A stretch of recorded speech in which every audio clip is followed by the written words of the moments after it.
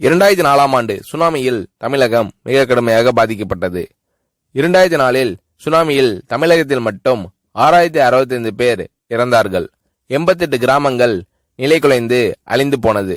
இந்த சூழ்நிலையில் அம்மா அவர்கள் எடுத்த நடவடிக்கையால் 10 கிராமங்களுக்கு ஒரு அமைச்சர், ஒரு IAS அதிகாரி, ஒரு PRO என்ற ஒரு குழுவை அமைத்து உலக வரலாற்றிலேயே இது போன்ற மீட்பு நடவடிக்கை இருந்திருக்காது என்ற அளவில் 3 நாளில் பாதிக்கப்பட்ட கிராமங்களுக்கு மின்சாரம் வழங்கப்பட்டது.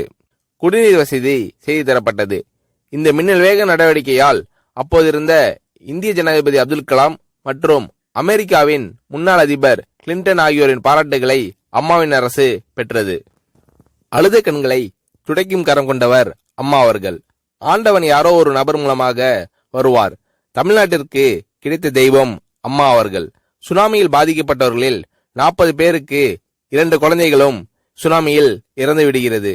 அந்த 40 பேரும் ஏற்கனவே கருத்தடை ஆபரேஷன் செய்திருக்கிறார்கள். பெற்றோர்கள் மட்டும் உயிர் பிழைத்திருக்கிறார்கள்.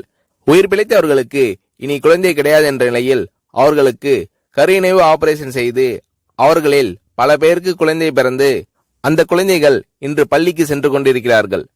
நாகப்பட்டினத்தில் அம்மா அவர்கள் மீனவர்களை சந்தித்த போது மீனவர்கள் கதறி அழுதார்கள்.